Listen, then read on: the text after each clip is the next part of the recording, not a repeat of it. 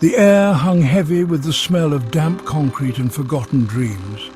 Daniel, a young photographer with more ambition than money, hauled his last suitcase up the narrow stairs. His new apartment, tucked away in a forgotten corner of the city, was far from luxurious. But it was cheap, quiet, and offered a much-needed, fresh start. The walls, painted a sickly shade of yellow, seemed to absorb the meagre light filtering through the grime-coated window. Dust motes danced in the air, illuminated by the weak beam of Daniel's flashlight. He set his camera bag down on the warped floorboards, the thud echoing through the empty rooms. Despite the apartment's dreary ambience, a flicker of hope warmed Daniel's chest. He was finally on his own, free to pursue his artistic vision without the weight of his past mistakes. He unpacked his camera, a battered Nikon that had been his companion through thick and thin. As he adjusted the lens, he felt a familiar surge of excitement. This place, with its shadows and secrets, could be his muse. He just needed to capture its essence. Little did he know something else was watching him through the lens, lurking in the shadows, waiting for its moment to emerge. The first sign of something amiss came the next morning. Daniel, bleary-eyed and fueled by instant coffee, was reviewing the photos he had taken the previous night. Most were unremarkable. Blurry shots of the apartment's desolate interior, the furniture shrouded in dust covers. Then he saw it. In the background of a photo, a shadowy figure loomed in the doorway. Its form was indistinct, a smudge of darkness against the pale wall. Daniel's brow furrowed. He hadn't noticed anyone else in the apartment. He attributed it to the poor lighting, a trick of the shadows. Still, a shiver ran down his spine. He deleted the photo, the image vanishing from the LCD screen with a satisfying blink.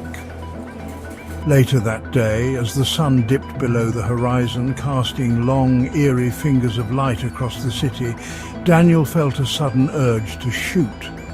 He grabbed his camera, the familiar weight a comfort in his hand. He wandered through the apartment, snapping photos at random. The peeling wallpaper, a cobweb clinging precariously to a lampshade, the view from his window of the street below. When he downloaded the photos that night, his blood ran cold. The figure was back. This time it was closer, clearer. Its form, though still obscured by darkness, seemed more defined. It was taller now, its head brushing the top of the doorway. Panic gnawed at the edges of Daniel's mind. He scrutinized the photo, searching for a logical explanation. Was it a reflection, a trick of the light? But deep down, a primal fear whispered a different truth. He was not alone. His hand trembled as he reached for the delete button. But this time a flicker of doubt stopped him. Was he erasing evidence or simply burying his head in the sand? He needed proof, something tangible to show that he wasn't losing his mind. Over the next few days, Daniel continued to photograph his surroundings, his camera becoming a shield against the growing terror that clung to him like a shroud.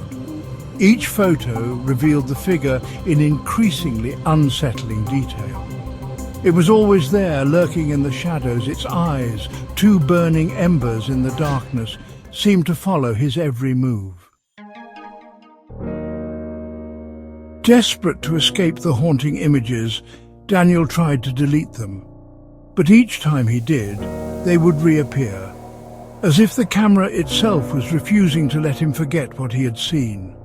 He smashed his laptop in a fit of rage, the screen shattering into a spiderweb of broken glass.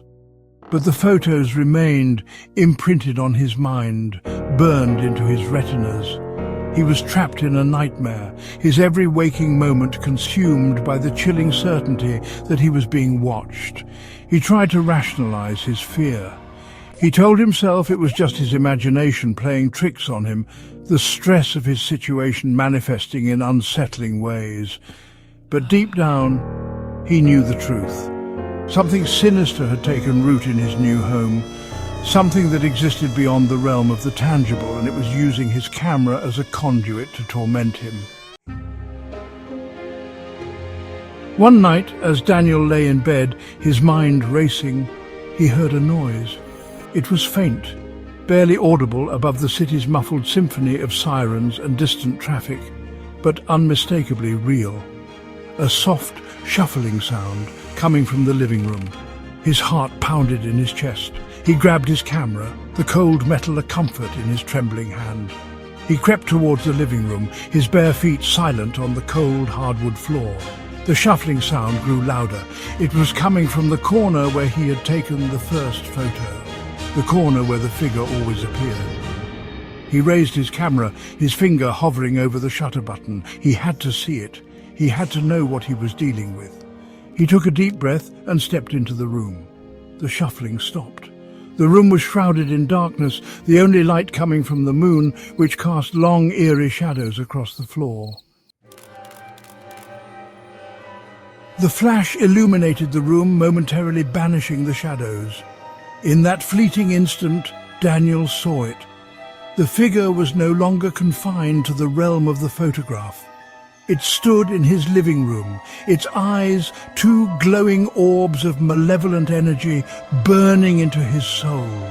He recoiled in horror, his finger instinctively pressing down on the shutter button again and again.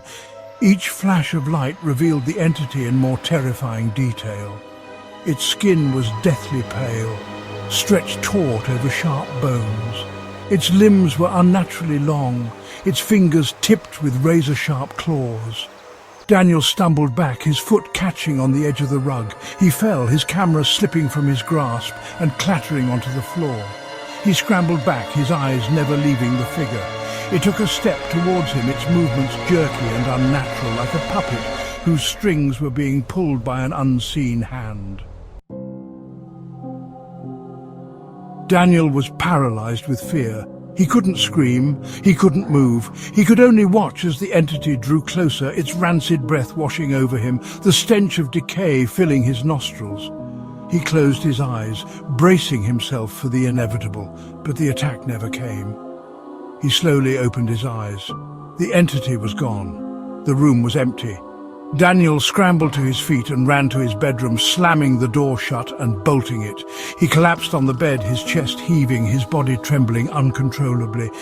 He lay there for hours, unable to shake the feeling that he was being watched. Finally, as the first rays of dawn peeked through the gaps in the curtains, exhaustion claimed him. He drifted off into a restless, dream-filled sleep, haunted by images of the entity and its glowing eyes. He didn't see the camera lying on the floor, its lens pointed towards the bed. He didn't see the photo that had been captured in the darkness, the photo that showed the entity standing over him as he slept, its eyes burning with cold, calculating malice. The silent guest had arrived.